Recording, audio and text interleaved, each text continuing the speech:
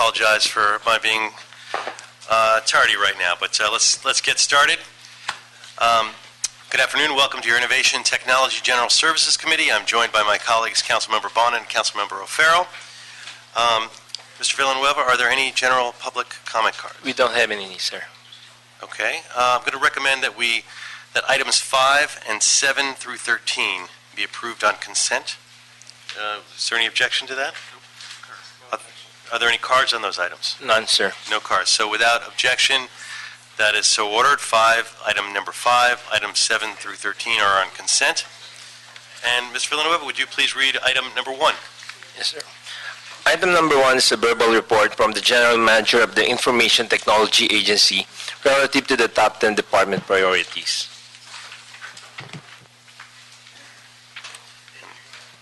We have with us Mr. Renneker, General Manager. Good afternoon. Thank you. Good afternoon. Please. Getting into the top 10 for the Information Technology Agency for the month of October. Our number 1 project is the Student Internship Program. We have submitted a draft to the City Attorney, the CAO, the CLA. We're in the process of making a few revisions to that, but we fully expect to have a completed report back to ITGS within the next 30 to 60 days. Great. We look forward to receiving that back.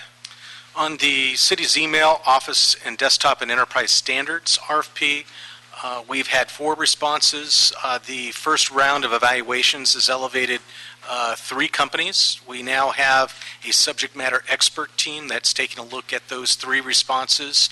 And in the month of November, we'll be setting up demonstrations from the vendor, both for the committee and for the subject matter experts, in order to judge, finalize, and score. And we expect to have a recommendation to this committee within the next 45 to 60 days. Any questions or comments on that one? Okay, we'll move to number 3. On the citywide broadband RFP, we had met this last week, Councilman, and we have talked to the CAO, talked to the city attorney, the mayor's office, and Best and Krieger, our outside counsel that's developing the RFP. And because of the amount of public outreach that we want to try to attempt to do over the next 3 to 6 months, the recommendation was to extend the RFP to March 31st of 2015. We've hired a public relations company, RSC, who will begin doing the community and business outreach portion of this project.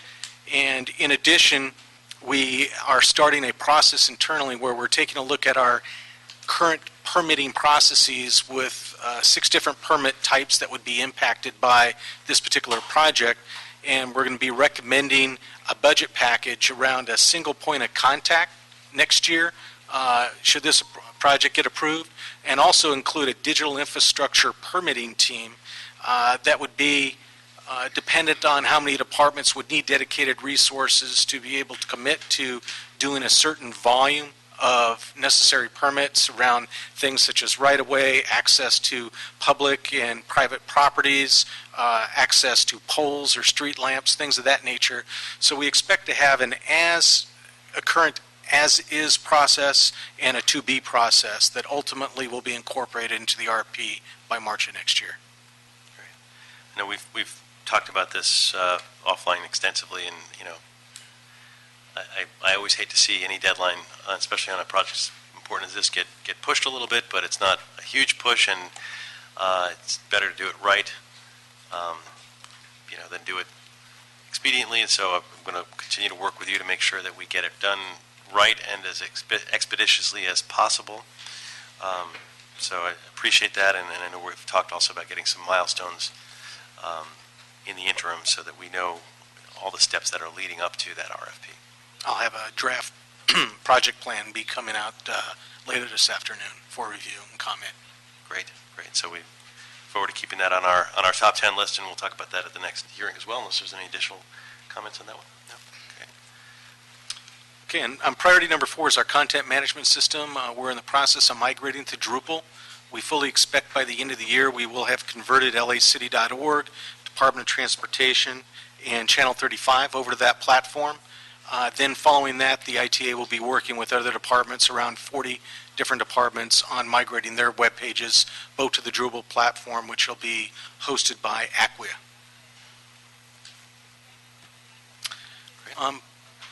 Priority number 5 is a multi-state information services association contract that really is a dashboard on how all the security operations centers throughout the city are reporting their intrusions into a central fashion. In this particular case, it'll be in the Racer Division of the EOC.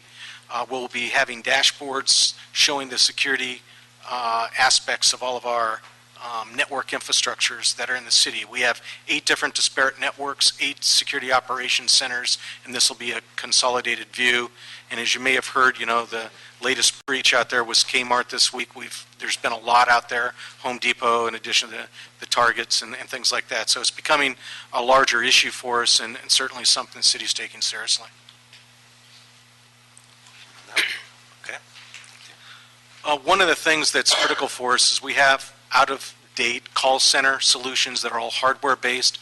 We're moving to a cloud-based solution by a company called Genesis. We're still working with them as well as a reseller and working on the final contractual terms. So rather than being able to get started this month as we anticipated, it looks like we won't have SKUs available for procurement till around mid-November. But so starting mid-November, we'll be starting with LA Housing Community Investment as our first replacement into the cloud for call centers. Great. And we met earlier with some of the, during Consumer Appreciation Week. Was it last week or?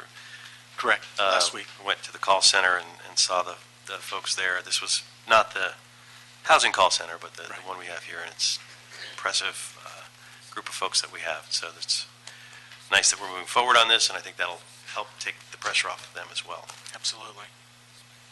We also have a citywide project led by the Finance Department for PCI compliance. This is the acceptance of credit card information. So the level of acceptance from the audits that are coming in are assessing the security elements with our systems and networks. There's likely to be a long list of remediation items that will come to this committee by the end of December. What that will end up meaning that there'll be, for example, we are already working with all the departments right now on an out-of-date Windows 2003 server that'll go non-support into next year. And so there's things like that you will need to have remediated before you can get full compliance. And so we'll have a checklist of things that we'll need to work with our financial institutions on in order to get that full acceptance of compliance. But we'll know more in December. With the crisis mode we were in last year, or however many months ago that was, when we didn't Windows have the patch. XP.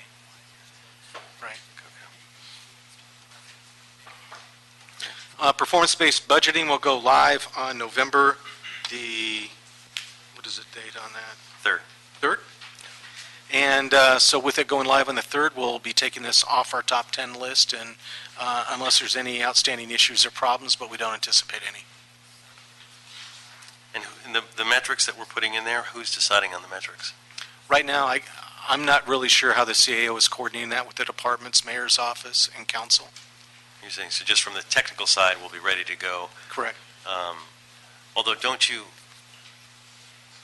have to have the metrics in advance? Because some metrics may not be so easy to just plunk right in.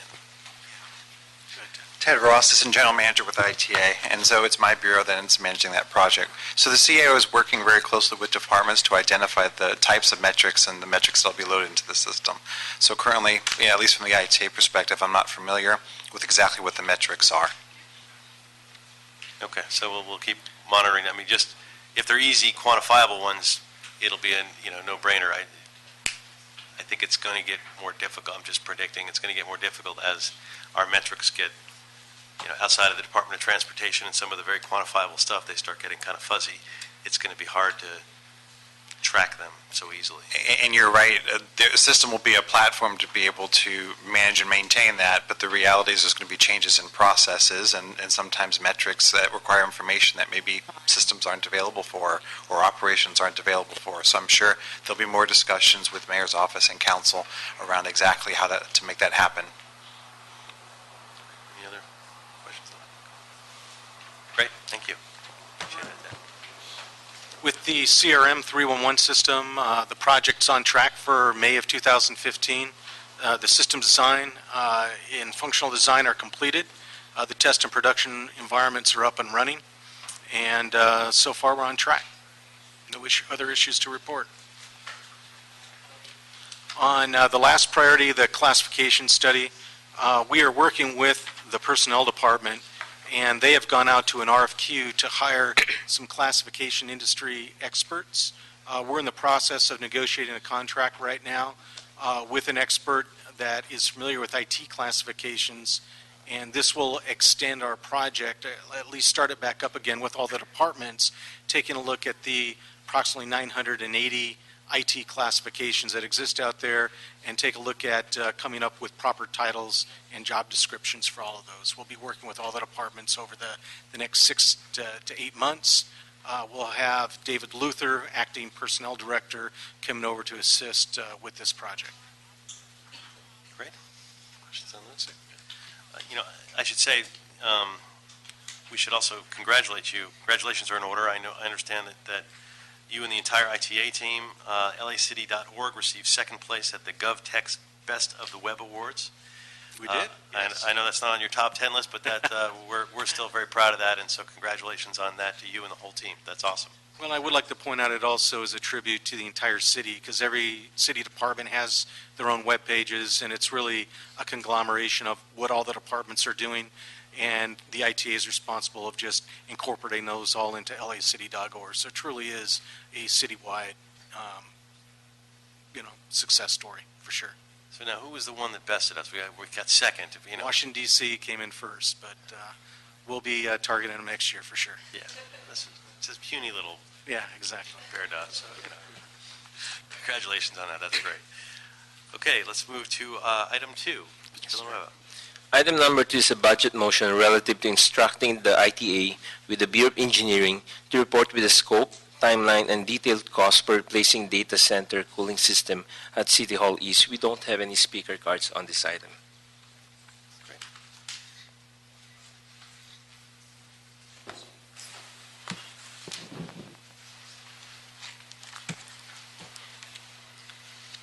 Who would like to start? Good afternoon.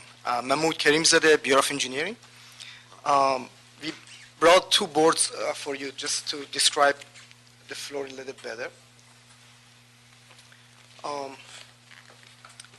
This is the level P4 of the City Hall East.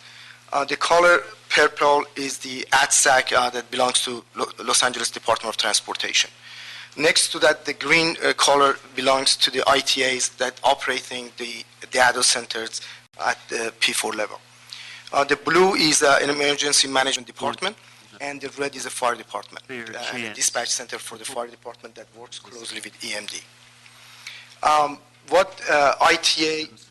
For ITA we are proposing right now as part of the bigger project. We have this scope of work put together for the overhauling City Hall East supply of power. The reason for that is we know this building been built so many years ago with the power supply that was intended at that time for much less power consumption at the building. So we put together a scope of work that basically as an umbrella will update and upgrade the whole City Hall East power distribution a little bit of when it goes to the floors, and then when it goes to our cooling system, heating system, and power supply at both City Hall South and City Hall East. Then, as part of that scope, we knew that and working with ITA for their vision for the data center and also the cooling system that is getting old and all that, we need to coordinate under the same amount of coordination that we're doing for the whole building, answer the questions at the P4 level. So we basically made the first priority of that work, the bigger work, to work on the ITA portion at the P4 level. And part of that update, which includes the power supply and cooling system, is also providing space for the ITA to, in order to upgrade the data centers, not only by floor, walls, and ceiling, but also by cooling system and power supply, but also for generator system and fire suppression system, and also provide with the gross area for the gross. So what happened is at the portion that I showed you, the green portion, which is this area, we're highlighting at this board. We are going, this is at the existing, right now, this space belongs to some of the ITA staff. We are going to relocate them to space at the blue space right now, which belongs to EMD's portion. However, EMD's is not really using those space. So we are moving the staff there, providing them with the workspace and everything else. And then we'll upgrade this portion in terms of wall, floor, ceiling, cooling system, and lighting system, and move the whole service from this area right now to the new area in order to create them in a space before they move to. Of course, this is all done at the same time that the facility is totally under operation. And then when we relocate the service to their new place, then we renovate the place left behind. And we renovate that space for the future growth or future upgrades to the whole system. As part of that work, we are going to also provide a new communication room, which is located here at this moment, at this time, at the corner of the new space. So basically that provides not only with some staff relocation, but also provides with the new cooling system and new space for their server room, growth for the future, and provides also new fire suppression system. Right now, the fire suppression system works as a delay process. It's still water, but it's delayed. So somebody can go there in terms of false alarm, switch off. However, we're going to provide them with the inert gas fire suppression system, which does not provide fire suppression with the water, is without water, is only with gas. And at the same time, we're providing them with the dedicated chiller system. So is separate the whole, understanding the importance of data center is separate than the whole City Hall East, and they have their own chiller system. They will have also a generator dedicated for the data center, which there are none right now. It will be a new generator only dedicated for the data center. I think I've covered all the scope of work. Sure, absolutely. Pretty much. I'd love to weigh into Ted Ross, Assistant General Manager with ITA. For the council members who participate in the tour of the data center, I think you have a little bit of a visual, if you may remember. For those who haven't, certainly reach out to us. We're more than willing to give you a tour. So our current data center has substantial issues, and being the fact that it runs not only millions, if not tens of millions of dollars of the city's equipment, but also critical, essential citywide applications, of course, it's very important to keep for the proper care and feeding. We greatly appreciate the investment by council to address some of the significant issues we have down there. And engineering's been doing a great job partnering with us on it. And so what we're looking at is we did a lot of identification of how we could reduce the load in the data center. So I know that the general manager, Steve, has been pursuing things like cloud-first strategies and others to try to reduce load. But there's always going to be an existing load over there on P4. And so what they identified was, instead of trying to do it in place, in which we would cause significant outages to various servers and applications running there, is to clear out a space to be able to set that one up, to have fire suppression, to have water detection, to have new AC units, et cetera, and then to migrate equipment into that location. So that seems to be the very best strategy, as low cost as possible, as cost effective as possible, and to minimize service disruption. And so they've been doing a very good job of helping plan that. And so we've been working with the vendors that they have, the contracts they have, and getting advice on specialized data center cooling, as well as the engineering services. And while it certainly takes city time and it takes some effort, I think we feel confident that we're trying to approach it the right way. Colleagues, any questions? That's exciting. And what was the timeline again that we're talking about, the timeline? I'm sorry? The timeline? We are thinking that this task of the design task might take between 8 to 12 months. And we wanted to work closely with ITA to make sure we're crossing our T's and dotting our I's in order to design a system and construction sequence for the system in order to work on our construction items while the facility is under total operation basically. So after that, we think probably it takes 18 months to do this migration, since we have to do, again, work at the server rooms that are working and provide the construction items. We have to be very careful. It takes a little bit more time. And we're working at the existing space, cleaning the ceiling and all the things, existing portion that haven't been touched for so long is important as well. So we think that might take us 18 months. We're very much trying to accelerate the pace, but we do understand the constraints that they have with the Public Works Board and some of the many other kind of administrative requirements they have to do. So we're trying to partner with them to fast track this as much as possible. We're taking a lot of manual steps to try to keep cooling and try to keep the data center in a good condition. The initial approach, which would have been able to deliver in a shorter time frame, would have been very much a Band-Aid and very much a temporary 1 or 2 year effort. And we felt the direction was very clear to us from multiple folks, including council offices, that this isn't something that we could just Band-Aid and try to come back later and try to approach. So we want something that is a serious multi-year improvement to get us in better shape for significant time to come. So it's taking longer, as we understand it. 2.5 years, you add those up, and then, but at that point in time, or even 3 years, we'll have a spanking new system that no fear for, water destroying on fire suppression, and it'll all work out great. We're looking at a substantially improved data center. Right. And is it require going back to the budget committee again next year, or we're all set at this point? So at this point, we're all set. So we're still going to be seeing additional details around the pricing. And so to some extent, we know we have a list of things that we'd like this long, and there's money for this long. So it's always prioritizing those items. But at this point, we do not have a budget package that is planned to be submitted. Ramon Soto with the City Administrative Officer. Actually, there's funding that has been authorized by Council. There's 2 sets of funding, actually. One, the assessment that's being performed at this point was authorized, I think, in the 13-14 budget, and that's straight general fund money to do the assessment. And then we have a project budget for the whole City Hall lease electrical upgrade program, as well as the ITA component. And we have about $17.5 million in MICLA authority to do all of the upgrades to City Hall East. So at this point, there would not be any additional budget packages, but it would come from that authority. It's subsumed under there. That's correct. Great. Thank you very much. Appreciate it. Important project. Thank you. Mr. Villanueva, number 3. Item number 3 is a budget motion relative to instructing the ITA to report regarding a bond to address information technology need. This item is also referred to the Budget and Finance Committee. We don't have any speaker cards on this item. Okay. Good afternoon. I'm Laura Ito with Information Technology Agency.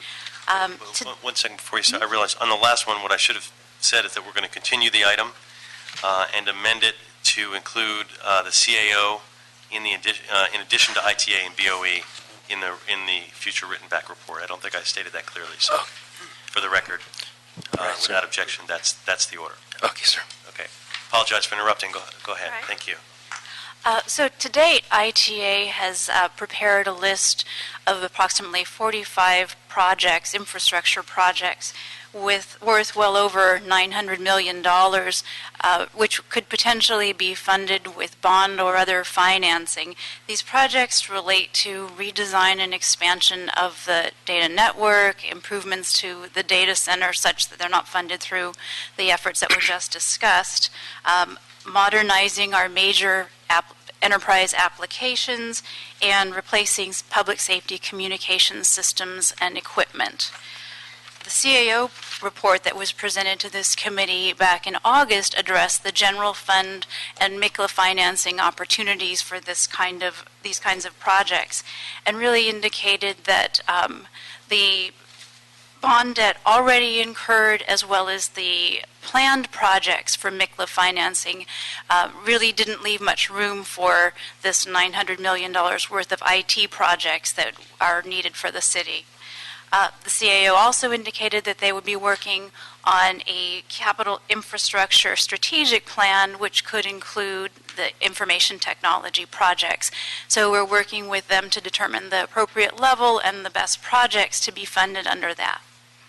We also understand that a recent Senate bill, Senate Bill 628, proposes enhanced infrastructure financing districts that could potentially be a good funding mechanism for our infrastructure projects and have a lower voter approval threshold that might be helpful in getting these approved. And we'd be happy to work with the CAO and CLA to bring back information once we've had a better chance to research that with bond, as well as with the CIO's bond council.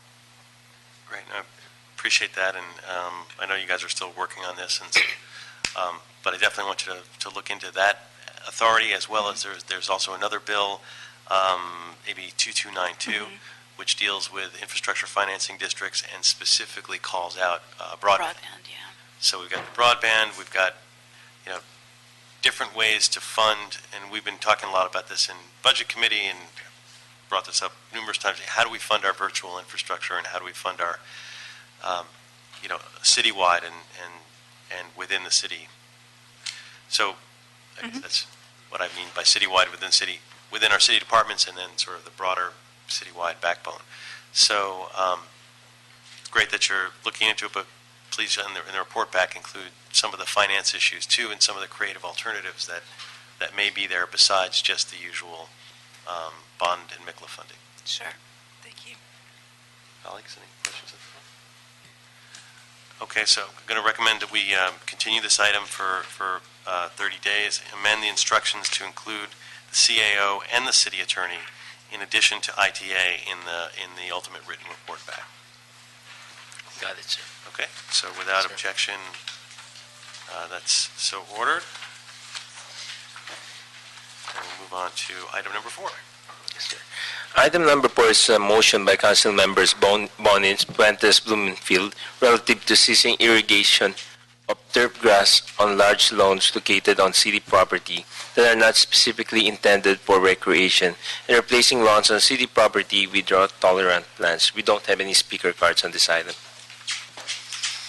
Okay, good afternoon, Chairman Blumenfeld, council members. I'm David Pettyjohn. I'm the Director of Water Resources for LA Water and Power, and with me today is Penny Falcon. She manages the department's water conservation program. So in addition to answering the specific question you asked in your council motion, we were going to give you a short presentation on what the department has been doing this year in response to the drought. And we've got about 24 slides. It takes about 15 minutes to get through it, so we'll go through it very quickly. Due to the dry conditions, the governor signed the drought state of emergency on the 17th of January, and on the 29th of July, the State Water Resources Board adopted statewide emergency conservation regulations. We were actively involved in the state board's regulation drafting process, and these regulations will remain in effect until April 25th of next year, at which time the board will probably renew those regulations. The board's regulations require urban water agencies like LADWP to implement water shortage contingency plans to a level where restrictions on outdoor irrigation are mandatory.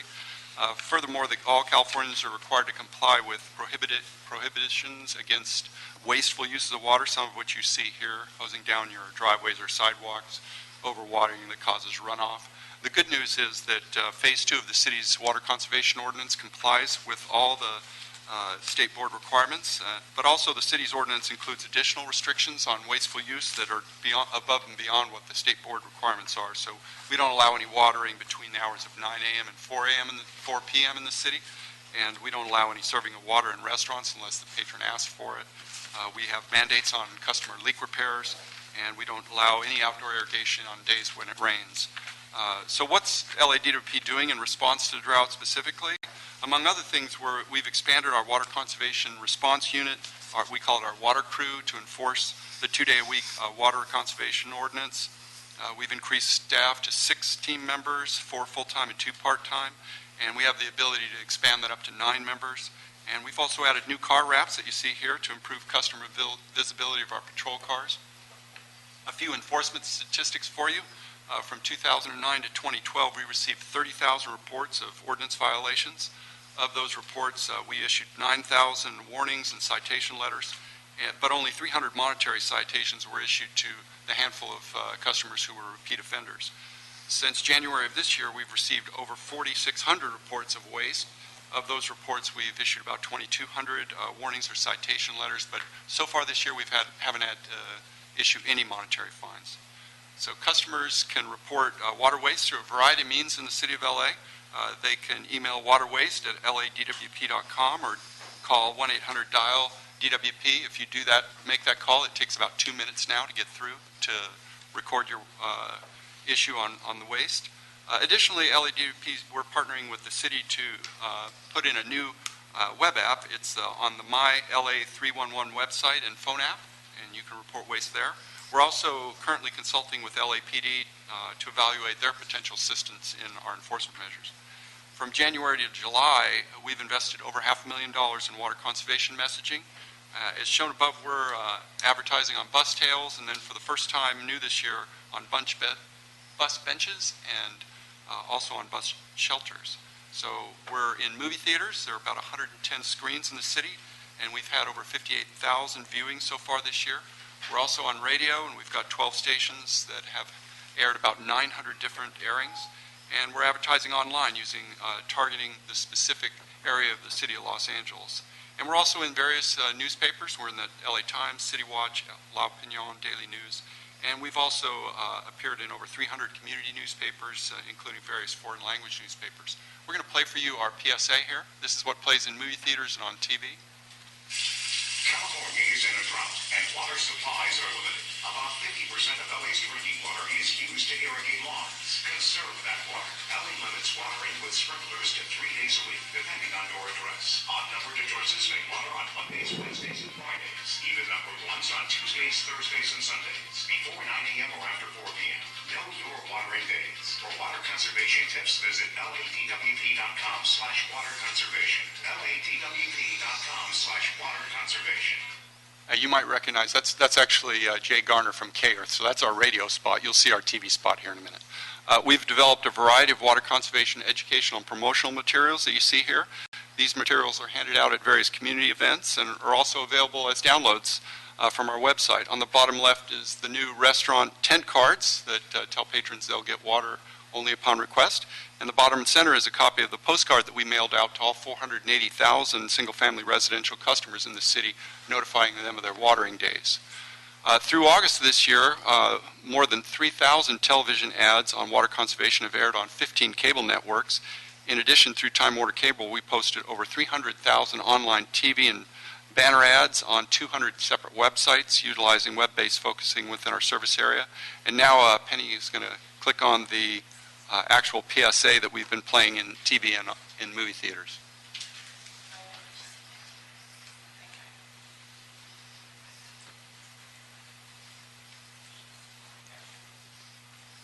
Water in LA is limited. Every drop is precious, but we can all do our share. Fix water leaks, replace grass with California-friendly plants, and get a rebate of up to $3 per square foot. Run your sprinklers based on your street address. Odd addresses on Mondays, Wednesdays, and Fridays. Even addresses on Tuesdays, Thursdays, and Sundays. Before 9 a.m. or after 4 p.m. The future of LA is in our hands. And that's a good thing. I heard people in the back say it's more than $3, and that's correct. The mayor just today announced that it's $3.75. It's just gone up, so we're increasing that. Looking forward, we're planning to spend another $500,000 on our ad campaign through the end of this year. Some of the new things we've developed are shown here, and they include hotel towel rack hangers to offer patrons the opportunity to reuse their towels. We have water waste door hangers so that you can outreach to your neighbors if you see them wasting water. We have water conservation calendars, which we give out, and that showcases art from our grade school water conservation poster contest. And we're also working on three new PSAs that are going to air on TV and in the movie theaters. In addition, we've been very active this year in our grassroots community outreach. We've made guest speaking presentations at a variety of venues, including World Fest, before the LA County Commission Board, at the Federal Regional Council, and at the Los Angeles Neighborhood Initiative Forum. We've also made presentations before various neighborhood councils, including the LA Neighborhood Council Coalition and the Valley Alliance of Neighborhood Councils. And we've staffed water conservation outreach booths at various community events, including Earth Day, LA River Day, and Mar Vista Farmers Market, among others. Some of the new things we're doing this year, we awarded 3 community partnership outreach grants of $90,000 each with nonprofit groups to assist with our water conservation outreach. One went to the Los Angeles Neighborhood Land Trust, another to the Los Angeles Community Garden Council, and the third to Selva International. Selva International is providing hands-on workshops to our residential customers where customers can learn how to remove their turf, do grading and mulching and install rain barrels, things like that. We've also increased our collaboration with other agencies. During the drought, we are partnering with the Bureau of Sanitation on the city's One Water LA 2040 plan and various stormwater capture plans. We're working with the Metropolitan Water District of Southern California and its 25 member agencies to develop a regional drought allocation plan, and we're planning on seeing that plan implemented next year unless we get some real good rain this winter, and it'll cover all of Southern California under that rationing plan.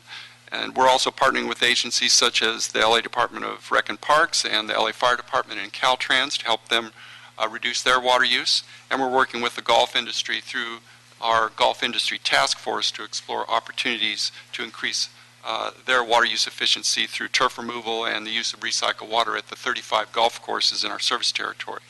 And finally, we're collaborating with a variety of drought response coordination meetings through various water industry organizations, and these include the California Urban Water Agencies, the California Urban Water Conservation Council, the California Municipal Utilities Association, and the Association of California Water Agencies. This year we've received record-breaking earned media opportunities regarding the drought response and our water conservation activities.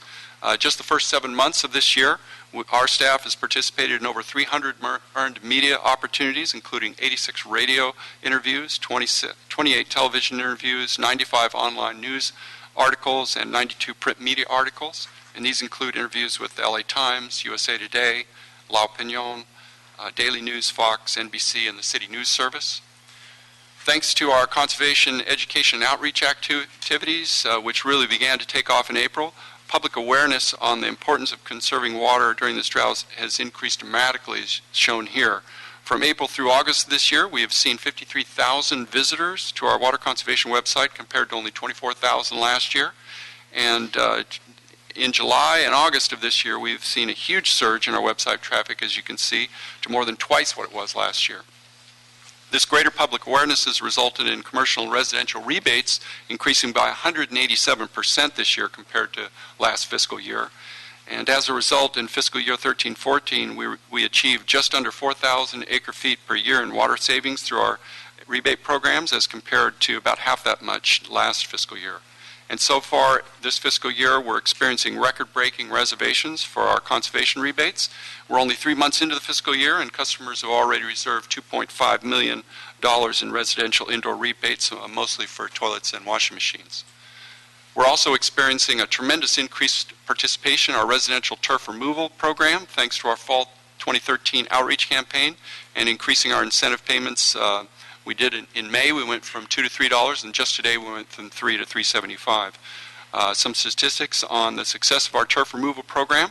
Since the commercial and residential turf removal program started, we've removed a total of 8.8 million square feet of turf in the city, and from July 13 to July 14 alone, we've removed 1.72 million square feet of turf, which is equivalent to about 1,142 front yards, as you see here at the top. And we estimate the water savings from the commercial and residential turf programs totals 278 million gallons per year. Similar to the indoor residential program, the residential turf removal program has over 2.5 million in reservations during just the first 3 months of this fiscal year. To encourage our residents to switch over to a California-friendly landscape from turf, we're providing free residential training classes to share information and advice on how to transform your lawn into a beautiful California-friendly garden. These free classes are held in downtown Los Angeles and also in Van Nuys, and the schedule for the upcoming classes is shown on the left. Classes are about 3 hours long on Saturday mornings, and they've proven to be very popular. They're always full. In addition, we're working on a California-friendly landscape website shown on the right here that'll contain information and photos on plants available for replacement in your yards. And the website will contain landscape design templates to assist our residents who are interested in starting a California-friendly garden. And the website's planned to launch later this month. And we're also in the process of installing a California-friendly demonstration garden at our John Ferraro building. There are going to be 2 different styles of California-friendly landscape showcased in that garden, and we're going to start our planning this fall. Additionally, we are currently working with Chairman Blumenfeld's office to create an additional California-friendly demonstration garden at the West Valley Municipal Building. And we're partnering with Rec and Parks and the LA Conservation Corps. We hired young people for the summer to assist in the city park retrofits. Young people learned how to perform maintenance work on irrigation systems, remove turf, and plant California-friendly landscapes. That program began in July of this year. Our Water Conservation Group is also partnering with other city groups to support the new Los Angeles Discovery Cube Science Center at Handsome Dam, as you've seen here. This center will showcase exhibits on water and energy conservation and local water supplies in the LA Aqueduct. The center's water conservation highlight will be its sustainability house, which will educate visitors on water-efficient appliances, California-friendly plants, and teach visitors how to identify leaks in their homes. The center plans to have its grand opening November 13th of this year. Water systems across the country, including ours, often get accused of wasting water by having very leaky systems. And this can be true. For example, in Philadelphia, they have about a 40% loss rate due to leakage in their system. So in response to this, we were anxious to confirm our level of water waste due to system leakage. So we recently completed the first in-depth water loss audit and component analysis of the entire water system. To accomplish this goal, we hired a technical expert in water loss auditing to confirm the losses and make some recommendations on how we could reduce them further. The project determined that the non-revenue water percentage is just 5.2%, as shown here. And out of this non-revenue total, real losses, and that's our total system leakage, accounts for only 3.5% of the water supplied. And the other losses are meter inaccuracies, theft, and unbilled uses like fire flows and system flushing, and that accounts for the remaining 1.7%. So to put all that into some perspective, the historical U.S. industry benchmark for what is considered to be an efficient water system is 10% unaccounted water. So we're pretty proud of the fact that our non-revenue percentage is about half what the industry standard is. But there's room for improvement, and we're launching a water loss audit task force, which will assess the technical experts' recommendations and implement an action plan to further reduce water loss throughout the city. Here are two new water conservation projects we're currently working on. On the left is our Water Insight Pilot Study, which is a behavioral efficiency program that aims to educate customers on their water use. So the pilot will provide the study group customers with bi-monthly home water use reports, and will provide the study group with access to an interactive online web portal where they'll have information on water use and our conservation programs. Other cities who have conducted such studies see about a 5% reduction in overall city water use. On the right is the Water Conservation Potential Study, which was launched in June of this year. The study is going to help us assess the current program saturation levels and determine the remaining potential of our current conservation programs, identify new emerging conservation technologies, and assist with development of future cost-effective programs. The study is planned to be completed in the fall of next year and will assist us in our long-term conservation program planning. As a result of all that water conservation effort, in July we saw a 4.4% reduction in citywide water use, and in August the water use reduction doubled to 8.8%. And you'll notice that May's water use actually increased, but this was due to an abnormally high average temperature in May, which was a full 7 degrees above normal. We've accomplished these water conservation goals in spite of extremely hot weather, and that's what this graph is showing.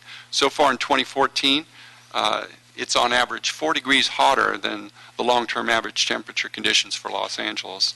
And as mentioned previously, in May, it was much hotter. It was 7 degrees above normal. That makes it really hard to conserve, but what also makes it really hard to conserve is this. The precipitation has been much lower than average for 2014.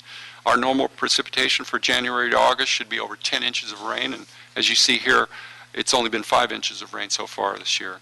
This extremely hot weather makes it, and dry weather makes it much harder to reach these conservation numbers we've shown you. But finally, and perhaps most importantly, consideration has to be given to this fact that the city has a very long-standing successful water conservation program which started in earnest back in 1977.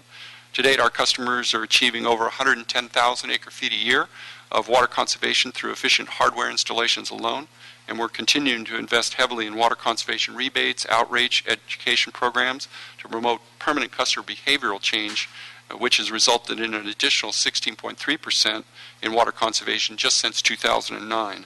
So the graph shows that the city's conservation programs have kept the city's overall water demand flat for 40 years, despite a population increase of over 1 million new customers. And also shown here, the city of LA's gallons per capita per day is down to 131 gallons per capita per day, which is one of the lowest for any major city in the entire United States. So in response to the council's motion now, Mr. Robert McCain of our power system is going to provide you with an update on our power system facility retrofits to California-friendly landscapes. Bob? Good afternoon.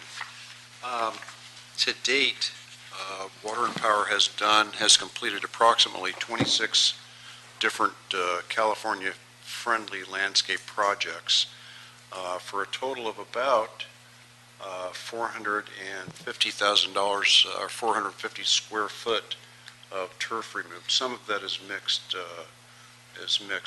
material, turf and other materials. And in doing so, we're basically removing irrigation systems that have above ground irrigation, so mostly bubblers and drip systems.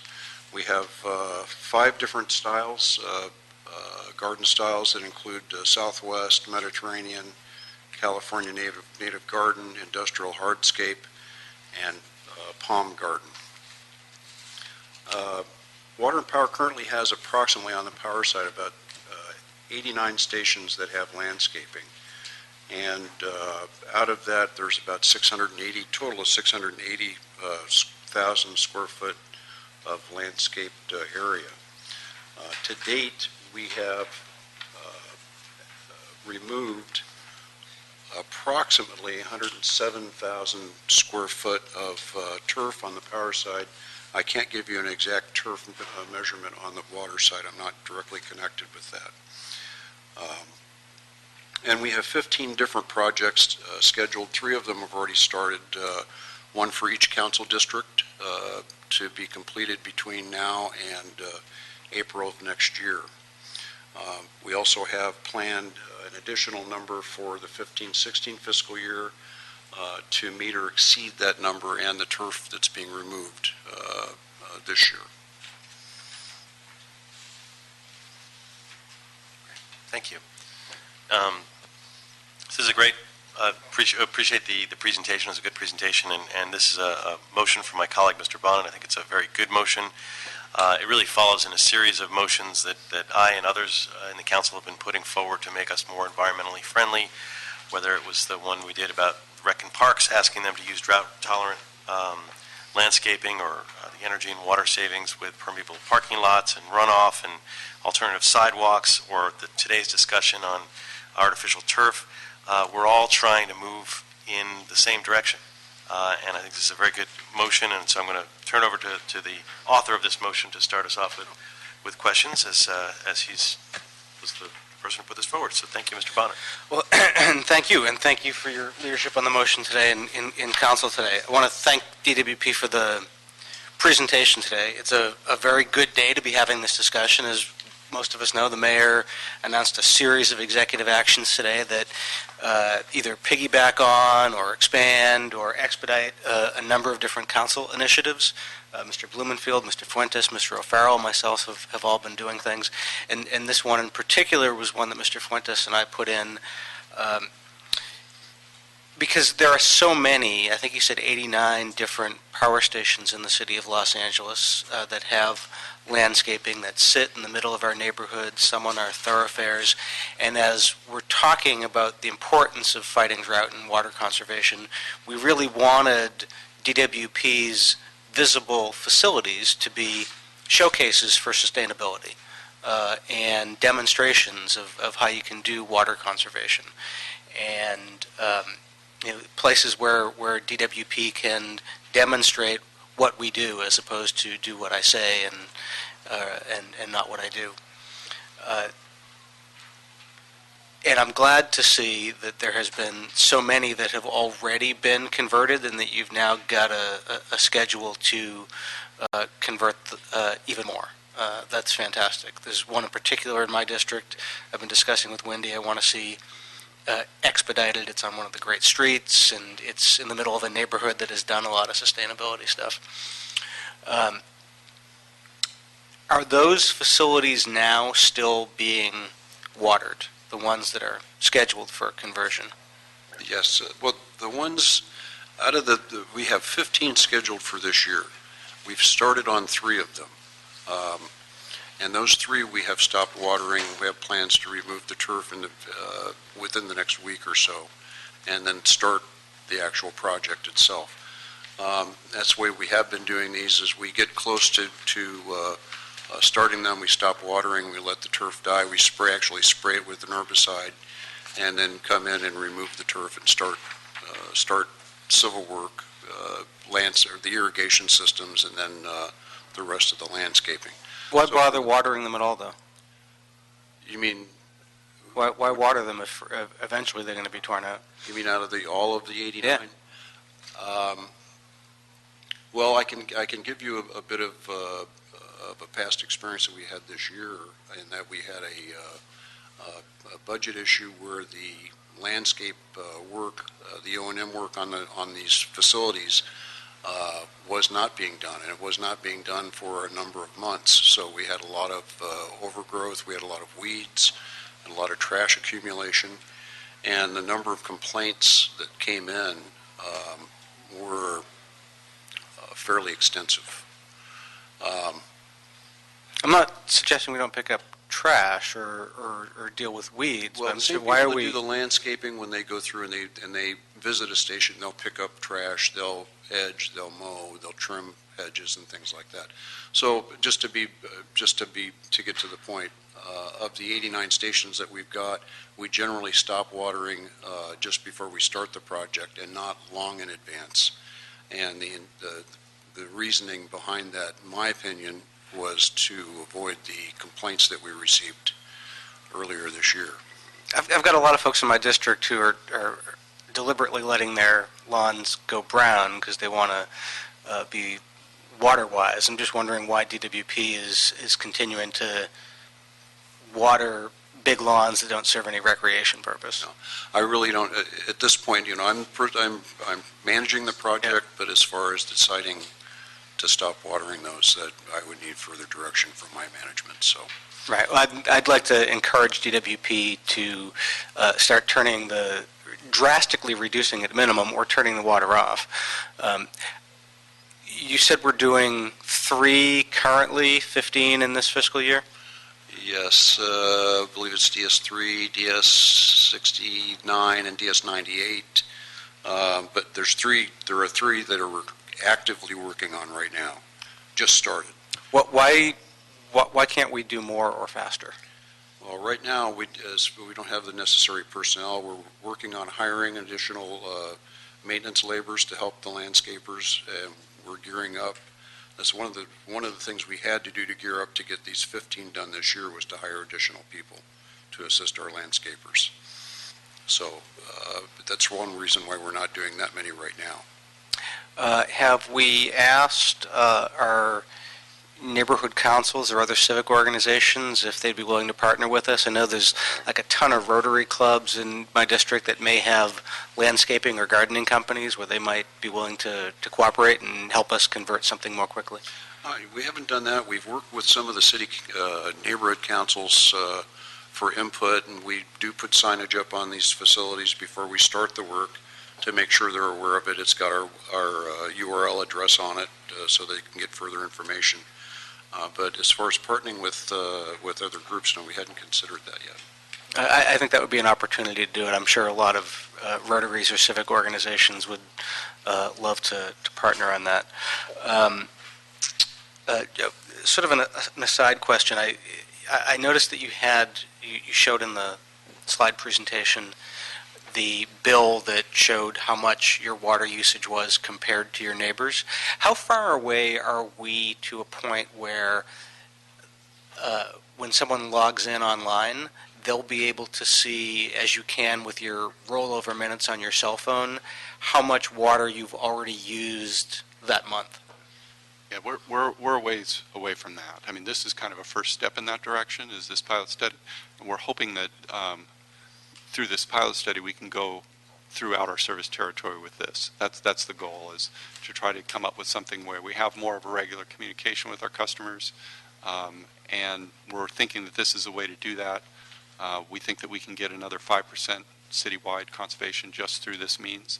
So we're hoping that this proves to be successful. But yeah, what you're saying is ultimately the direction that you'd want to go. Okay, maybe that's another motion for another day.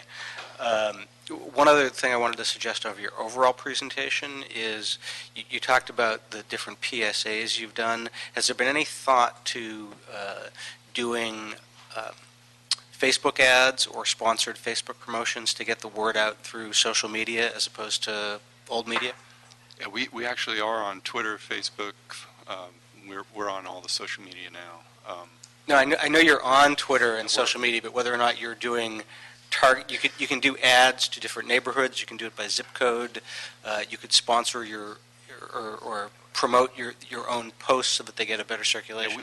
Yeah, our water system's actually been ranked in the top 3 nationwide on our use of social media. So we're pretty active on it, and we could get better, but we're doing quite a bit with. If you could just get me an answer to that precise question, that'd be great. Thanks.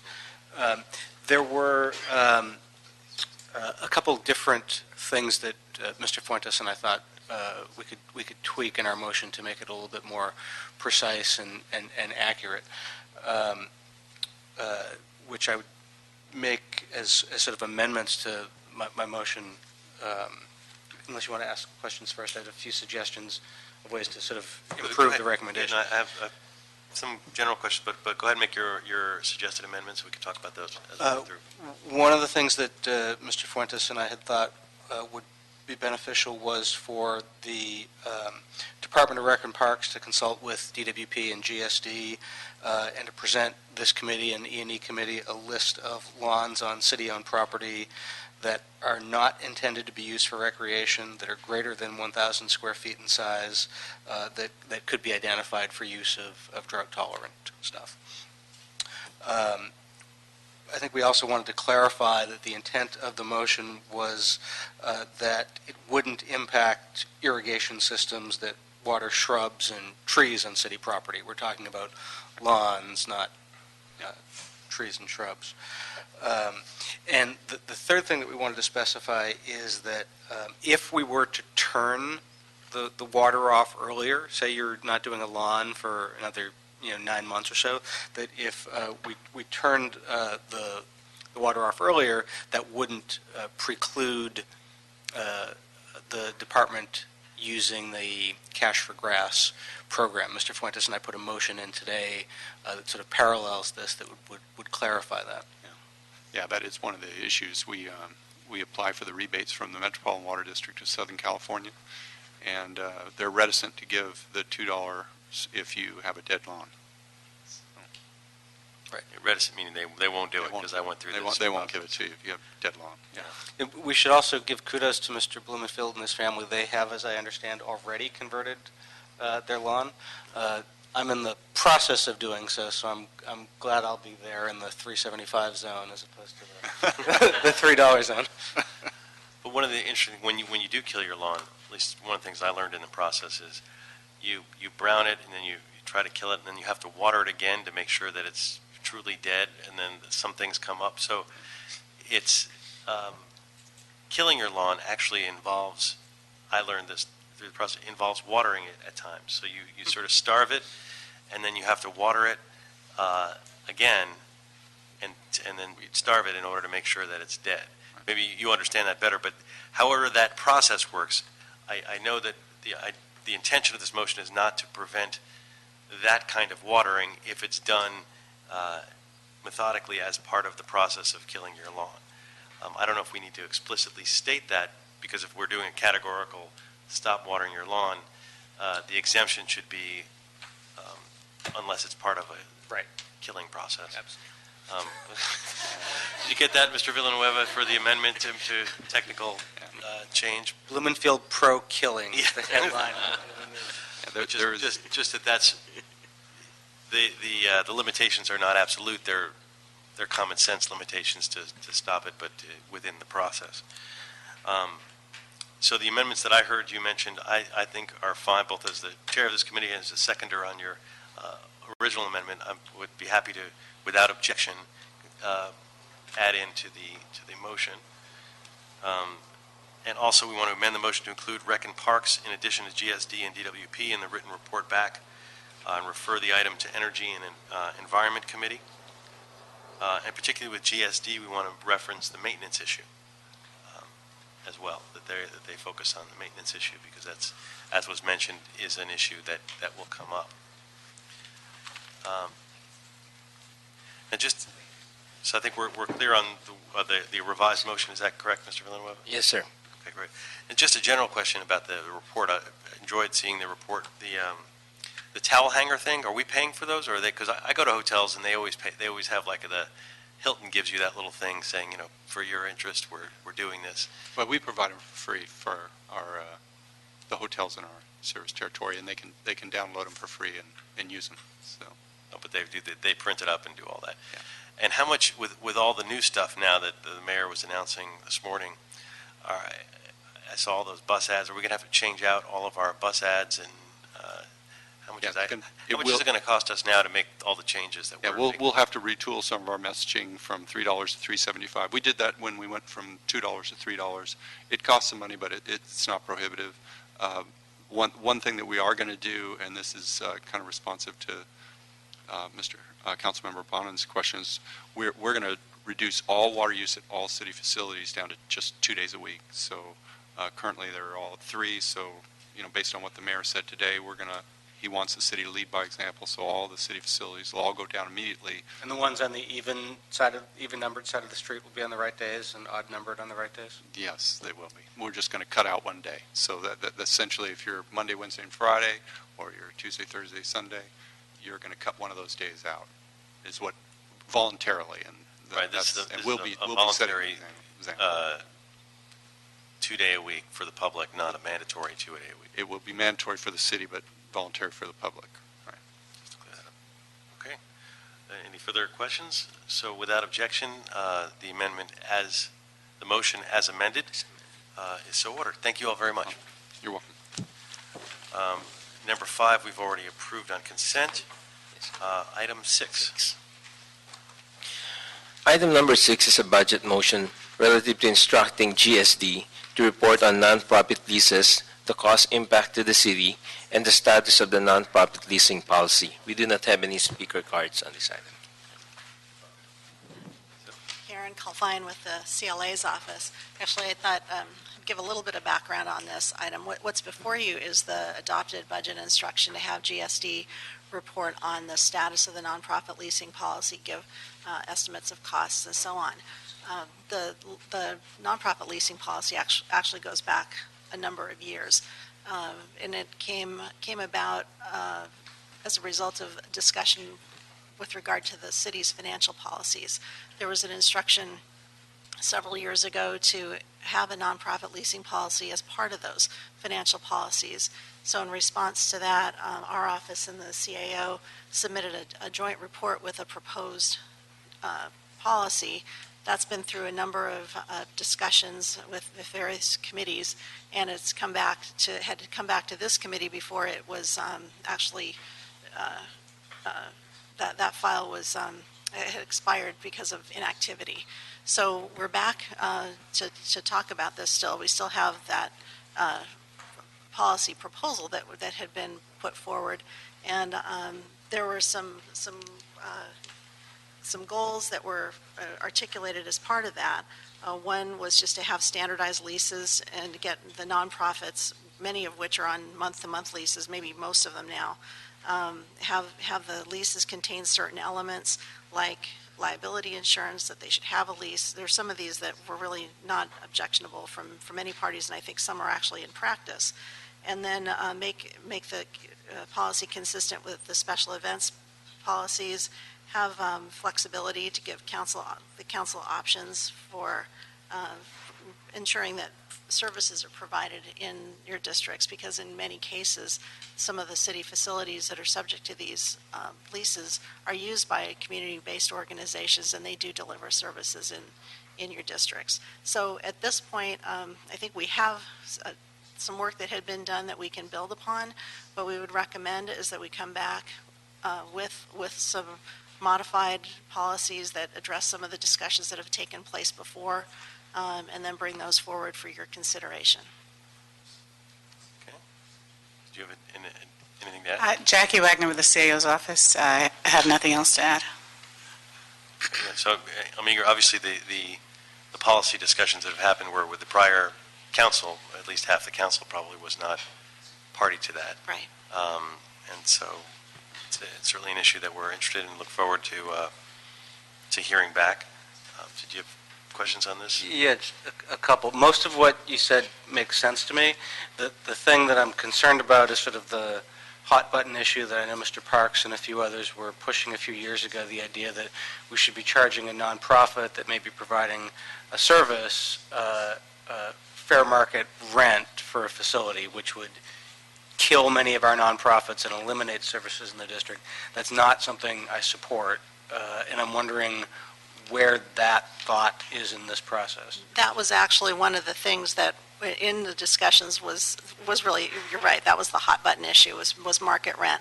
And I think where we had kind of come back on that and was that if anything is going to be charged, that should be weighed against the services that are provided, the condition of the building that they're going to be, and what are they going to be doing? Are they going to be, paying for maintenance of the, assuming the maintenance of the building, paying for utilities and so on. So I think the use of the concept of market rent was probably something that we were not really considering. It was more some sort of fair rent that may not actually, it may be some nominal amount given whatever services they're going to be providing. So that would be something we would come back with, and I think that's where the discussion before said to give the council members some flexibility on how, not only how some of the facilities were going to be used, but how some of the provisions in the leases would be addressed.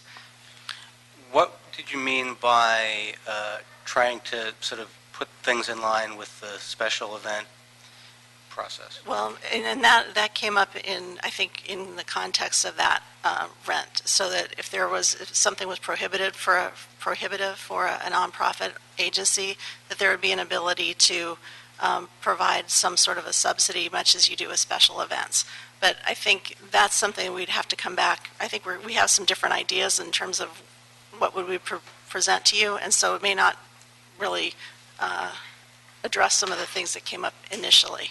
I think we'd come up with something different for you. Because the kind of thing I'm thinking of is, we have was governed by or run by CDD for a number of years. A facility in my district comes up in the budget every year. CDD, now HCID, can't afford to keep it open, but it's a valuable resource. So we're working on doing an RFP so that someone can continue to run that center as a community resource for us. That's not something where we want them, obviously, since they'll be providing a service to us, to be taking on a huge cost.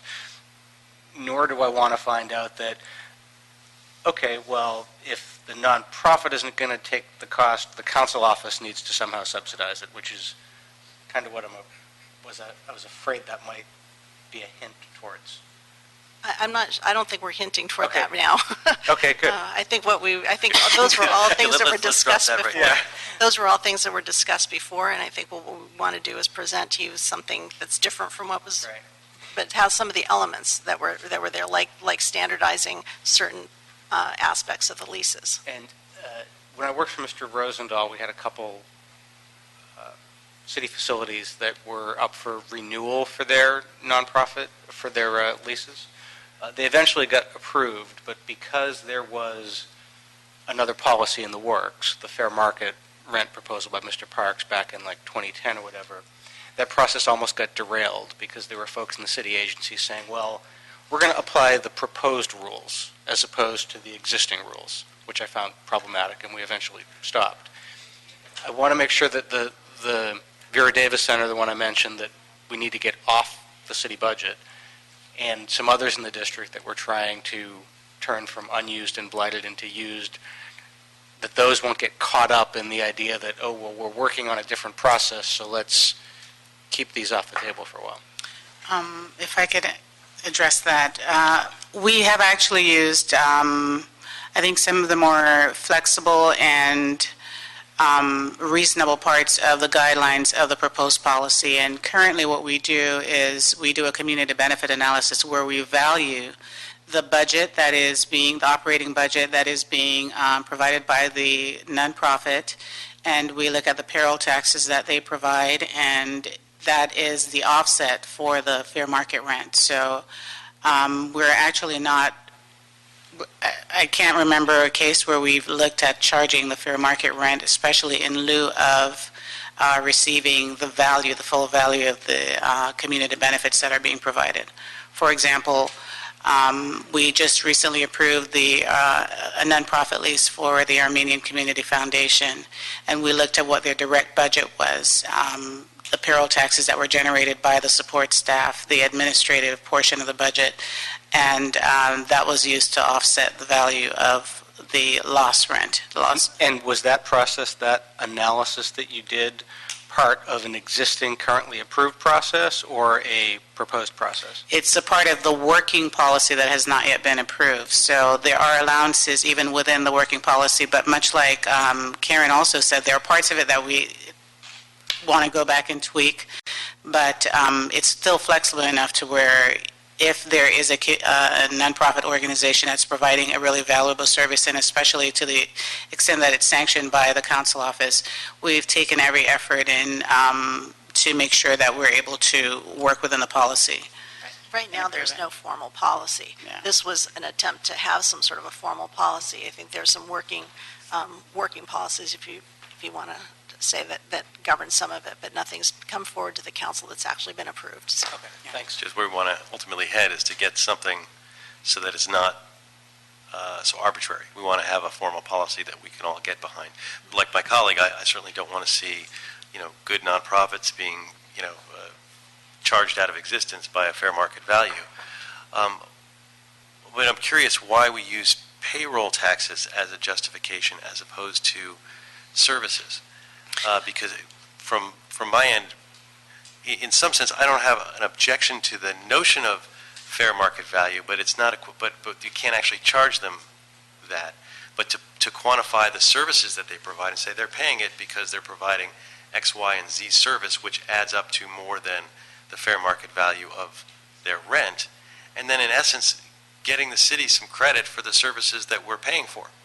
Because in essence, when we give space to a nonprofit and we let them there for free, we are paying for the services that they provide the community through our lease, through our rent, and we ought to be getting some credit as a city for that in the great credit markers in the sky, or at least with the public.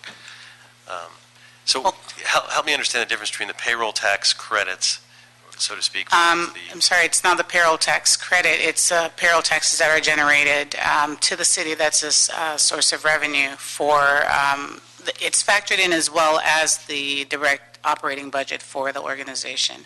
We add everything together in order to quantify the total investment that the nonprofit's making. So you're counting the amount that they're paying their employees as their investment. Yes. In the community, and I guess I would think it's more about the services that they provide. Well, in addition to the services, we couple the direct budget, the services, in-kind donations, everything that is attributed to a part of their annual budget. Okay, well, it'll make more sense to me when I see it written out. I get a concept of where you're going and why you would do that. This is the cost of their doing the business that they do, and therefore that's part of what we're paying as a city to have them do that business, so to speak. But this is really just to get this process going. The recommendation is to continue the item, amend the instructions to include the CAO and the CLA in addition to GSD, and instruct the departments to provide an updated written report with recommendations. Obviously building on the past, but informed by the discussion that we've had here and the informal policy that you've been developing. So without objection, that is the order. And I believe, Mr. Villanueva, there are no other items on the docket? There are no other items, sir. So this meeting is now adjourned. Thank you.